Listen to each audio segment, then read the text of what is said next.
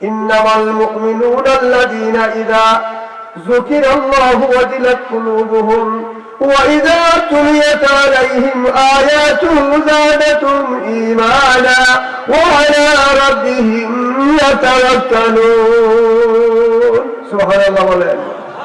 আল্লাহ বলেন প্রকৃত ঈমানদার মুমিনের পরিচয় তাদের সামনে দ্বীন ইসলামের কথা আলোচনা করলে, মরণের কথা, কবরের কথা, জান্নাত জাহান্নামের কথা আলোচনা করলেই আল্লাহ বলেন ঈমানদার যদি হয় তার দিলের ভিতরে আল্লাহর ভয় সৃষ্টি হয়ে যায়। ওয়াজিলাত কুলুবুহুম, জোরে বলেন সুবহানাল্লাহ।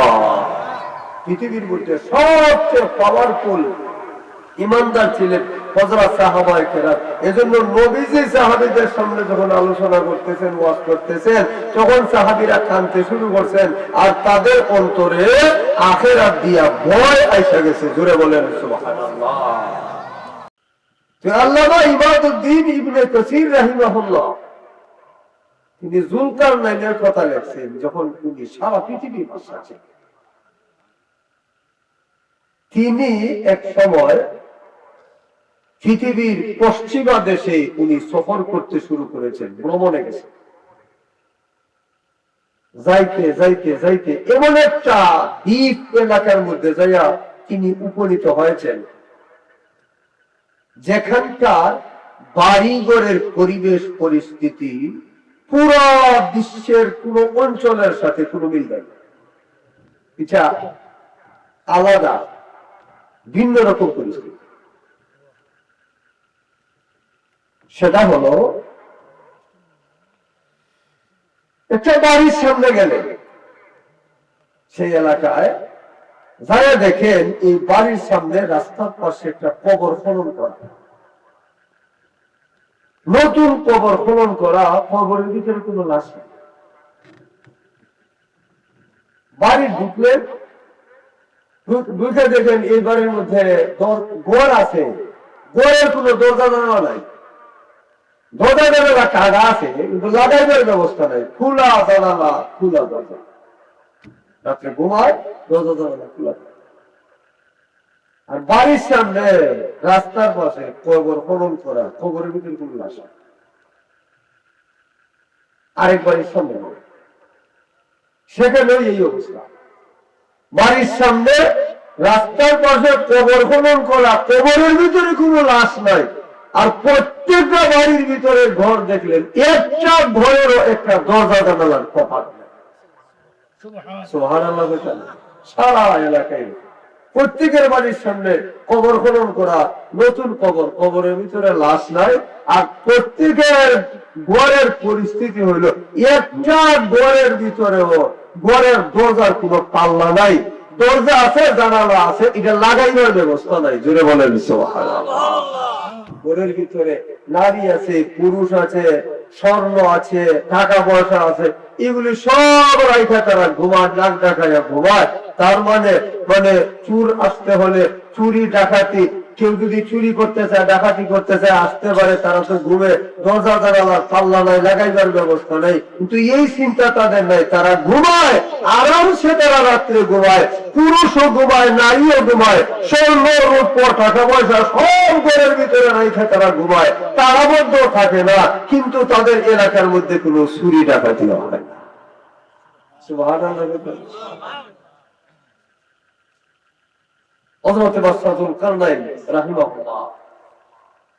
তিনি সেই পরিস্থিতি দেখে এলাকার মানুষের জিজ্ঞেস করলেন,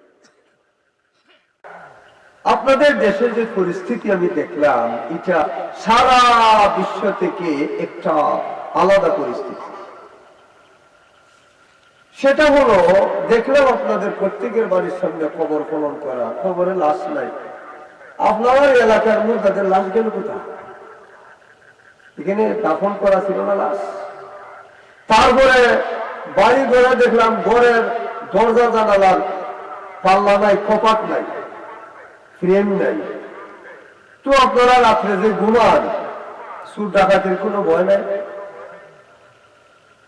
আপনারা এই যে খালি কবর, সবগুলো কবর দেখলাম খালি, এই কবরের মুর্দা গেল কোথায়, লাশ গেল কোথায়? এখানে কোনো মুর্দা দাফন করেন নাই?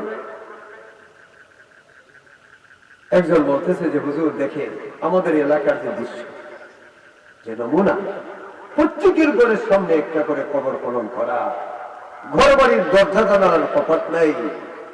এই অবস্থা থেকে সারা বিশ্বের মানুষ একটা নসিহত, একটা ওয়াজ, একটা শিক্ষা সারা বিশ্ববাসীরা গ্রহণ করার মতো আছে। জোরে বলেন সুবহানাল্লাহ। সেটা আপনি বলছেন আমরা এলাকার মুর্দাদের লাশ গেল কোথায়? আমরা তো এখন পর্যন্ত এই কবরের মধ্যে আমরা কোনো লাশ রাখি নাই। সুবহানাল্লাহ। হইতে না এমনি আমরা খুঁজে রেখে লাশ দিছি। তো আপনারা এলাকার মধ্যে কি কোনো সুদ ডাকাত নাই? রাজ্যে আপনারা ঘুমান, স্বর্ণ আছে, টাকা পয়সা আছে, এগুলি রেখে আপনারা ঘুমায় থাকেন। দরজার কোনো পাল্লা নাই, কপাট নাই, আপনারা এলাকায় কোনো সুদ ডাকাত নাই। এরা বলে যে হুজুর দেখে আমরা ইচ্ছা করে আমাদের বাড়ির সামনে রাস্তার পাশে একটা কবর, নতুন একটা কবর খনন করে আমরা রেখে দিয়েছি, যেন আমরা ঘর থেকে বের হওয়ার পরে এই নিত্য নতুন কবরের পারে দাঁড়াইয়া আমি যেন নিজে আমার কবরের কথা স্মরণ করি। জোরে বলেন সুবহানাল্লাহ। আপনি জোরে বলেন সুবহানাল্লাহ। আমি যখন কোথাও যাবো আমার ঘর থেকে বের হয়ে ওই খালি কবরের দৃশ্যটা যখন আমার নজরে পড়বে, সেখানে আমি 5 মিনিট দাঁড়াইয়া ওই খালি কবরের দিকে চতুর্দিক তাকাইয়া আমি চিন্তা করি, আহারে আমি যদি এই বাড়িতে মারা যাই, আমাকে মৃত্যুর পরে যে কবরে দাফন করা হবে আমার লাশ, ওই কবর খননের কাজ তো কমপ্লিট হয়ে গেছে। কোন এলাকায় তো এমন মানুষ আগে মরে আর কবর পরে খনন করে, কিন্তু আমাদের দেশের পরিস্থিতি হলো এমন যে আমার মরা হলো পরে, কবর খননের কাজ কমপ্লিট হয়ে গেছে আগে।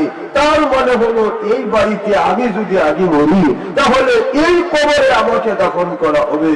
আমার পাশের বাড়ির ব্যক্তিও এমনই চিন্তা করে, তার প্রতিবেশীও এমন চিন্তা করে। একমাত্র মরণ কবরের চিন্তায় আমাদের এলাকার সমস্ত মানুষ চোর ডাকাত সহ তওবা করে তারা আল্লাহর ওলি হয়ে গেছে।